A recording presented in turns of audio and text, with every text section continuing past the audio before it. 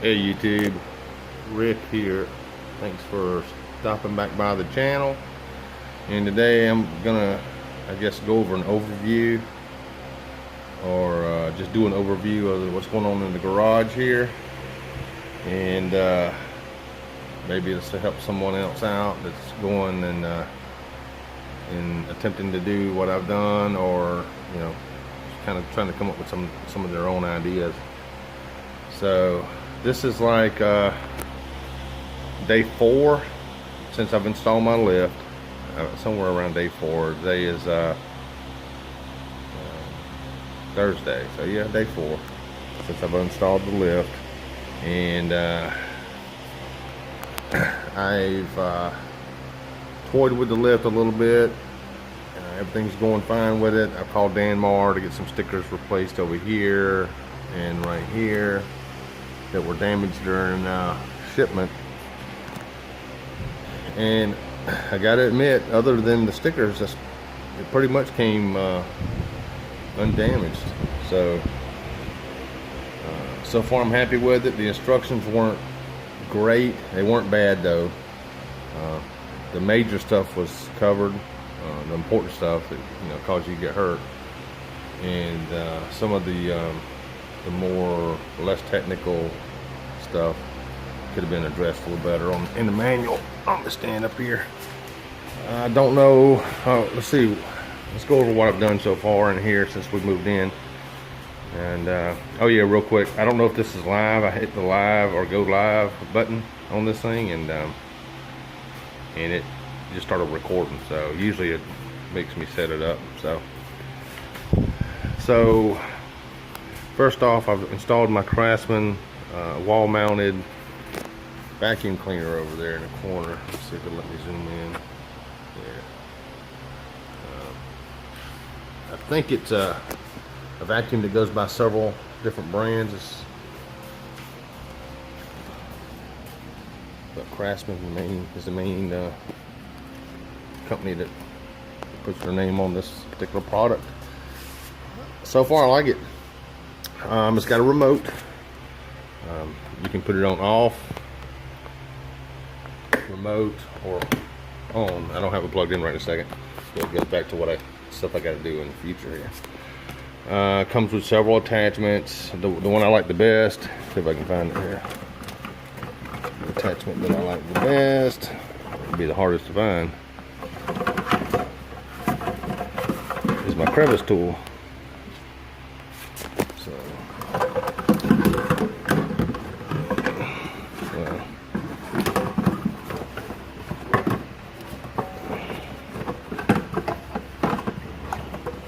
oh, here it is. Is my crevice tool here, and it's great for getting between the seats, around the console, the dust and stuff around the steering wheel and behind the steering wheel. It's just great. Awesome tool. This is also a wet dry vac.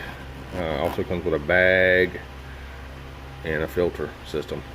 And one thing this has that most of your vacuums, like your pull behind vacuums and pull around vacuums, don't have, it's got an exhaust filter on it, which is great. That's a nice attachment there. Comes with 2 hoses. Not quite long enough for me, but that's not really a knock on the product. They just go by a little bit longer hose. I think Rigid sells a industrial, like 25-foot hose.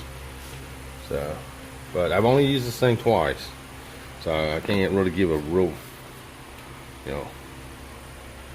in-depth and thorough review of it. I've only used it twice, but it does what I needed to do. The main reason I bought it, not because it's Craftsman, not because it's red, but the main reason I bought it is because I can mount it on the wall, and I got another shop vac that if I want to pull behind, or if I want to take it out in the driveway or something like that. But of course, if the hose is long enough, then I could extend it a little further out in the driveway. But I can mount it on the wall. keep it there, keep it out of my way, and going about my day, going about my business, just hang everything back up. And still don't know for sure if that's where I want that, but right now it seems to be doing real good where it's at. Next is my air compressor. I've had this about 2 years, and I've got it sitting right here for now. It's going to probably be moved, but once I move it, of course you see all the hose. Once I move it, wherever I move it, I'm either going to attach a hose reel to it, which I think would be kind of neat, because I have it short. I have a short hose I keep on here also with a filter. Attach the short hose and then hook it to the reel. Attach the reel to the tank, and if I don't attach it to the tank, of course, place it on the wall right next to it, and I'll be good to go. Don't know where that'll go. It may go over the other side of the garage, but it probably won't stay there. Let's see, you got a ladder there. I still got some more. Real quick, here's a new update to my garage here. I installed 2 days ago, 2 nights ago. It came. When I got home, it was in the mail. It came UPS. This is one of my banners. One of 6 or 7 banners that I'll have in the garage. This is definitely going to be the biggest banner. And let me explain the banner. So, of course, Mustang GT-CS. That's Sally. It's my car. It's a Mustang GT Grand Tour California Special.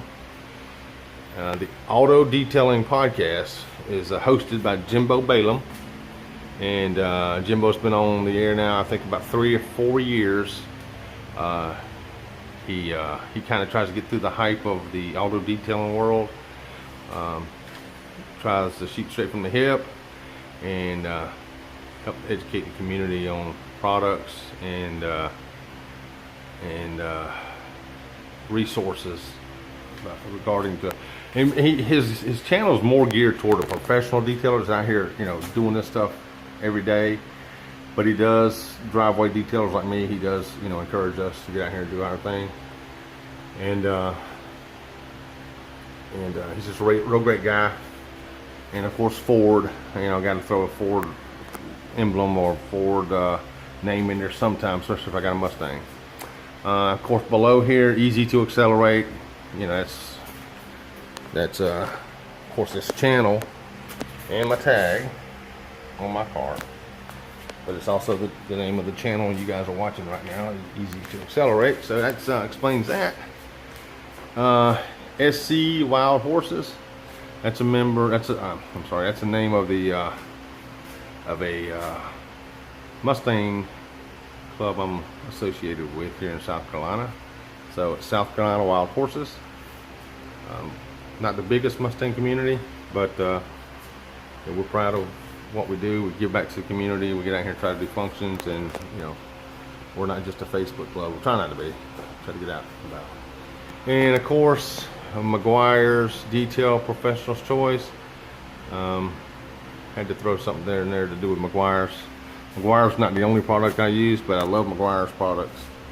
They're kind of the not the inventors, but the kind of lead the way as far as innovations. There you go.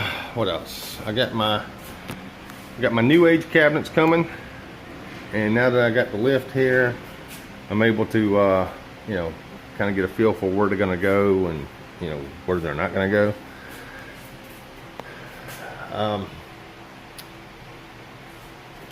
So I'm hoping, it's going to be 18 inches from the wall, so I'm hoping maybe I'll be able to fit one set of an actual the wall cabinet maybe right here. Maybe keep some of my gear in. But if nothing else, let's see, where's my car here? Let's see. So you see I got the clearance I have from the wall to my door opening all the way. I got to keep that. I don't want to accidentally ding up my car. So I don't have to worry about hitting it even if I lean against the door. I don't have to worry about hitting the wall. But if I put the cabinet here, so I'll still be able to swing the door open and close. So that's what I'm thinking with that. And if that doesn't work, then probably almost the height of that window, not quite, maybe a foot down, I'll put me some shelves and put me some detailing products on the wall there. So, all right, let's see what else we have here.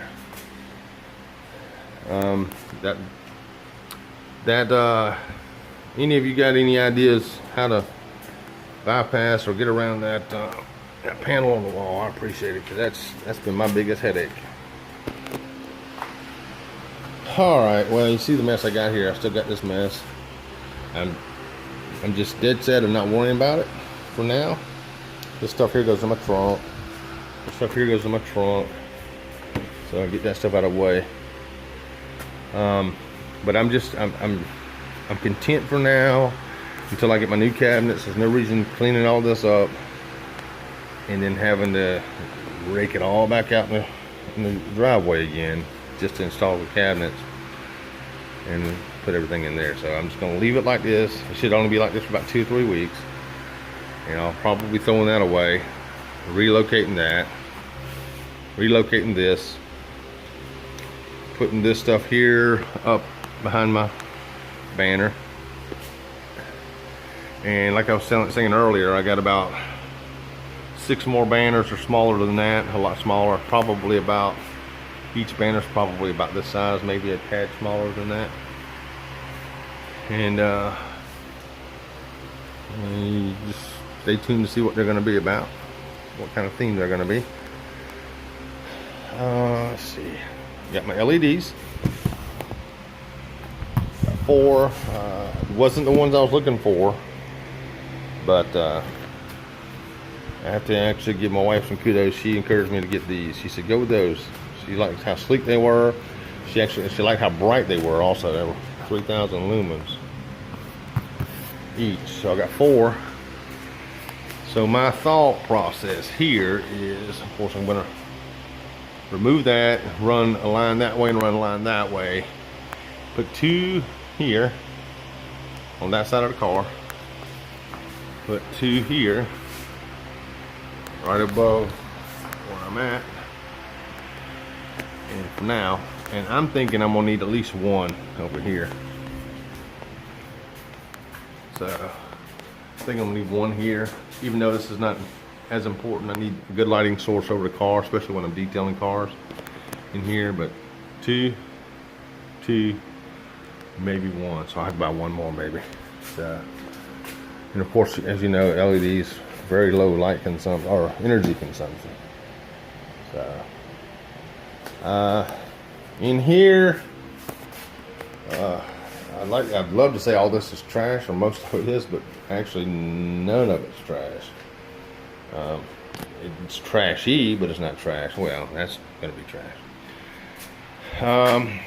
Parts washer, I still don't know where I want to put that thing yet. Need to clean it up and paint it though. Still don't know where I want it. So I don't use it that often. And that's the problem with a lot of the stuff, like this pipe bender, parts washer. It'd be great if I can get it up out of the way and bring it down when I need it. And that's not as practical as so heavy, but that'll fit. That will fit right into one of these cabinets I'm getting. So, but that may be pushed over into the corner. This is, of course, my LED Christmas tree. If anyone who's been following my other channel, you know about that. So that may just stay there. Turn it around and use it as a flat surface for whatever. That's gonna go. And think about my yard tools. I'm thinking about actually designing a hanging system like this. Well, of course, we're discussing building another building in the rear, but if not, build a hanging source and hang them along the fence line and have it covered. Use our fence as a place to store our yard tools. Of course, I haven't discussed this today. My high lift door. I love my high lift door. I saved myself a lot of money the company was going to come out and do it for me. Of course, they didn't come see it. They just talked to me on the phone and told me it was going to be a minimum of $400 to $500. Come out and relocate the door, and that was just for labor. That was just to move the door, not counting the purchase of my jack shaft, lift, or anything else they would have to buy or spend money on. So I bought my jack shaft lift for what, $305. It was on sale, $305, and me and my grandson, we moved the door up ourselves. I'm not saying we didn't have any problems. We did. We overcame. And but financially, it only cost us less than $350 financially to do it. So what else is coming for the future? Well, the seat's got to go to.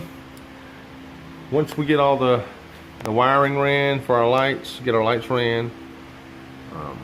Actually, no, before we run the lights, we're gonna have to touch up spots in the ceiling. But that's it. That's kind of a rundown of what's going on. It's gonna look a lot different in about 2 or 3 weeks once I get these new age cabinets in. It's gonna look a lot more professional, a lot cleaner, a lot more streamlined. So as far as it's come in a short period of time, it's going to come a lot more further here in the near future. So stay tuned. I appreciate you stopping by the channel. If you have any questions about what I've done, about what I've gone through, what it's cost me, hey, hit me up, let me know. And at this point, I highly recommend getting a Danmore lift. I love it. So thanks for stopping by.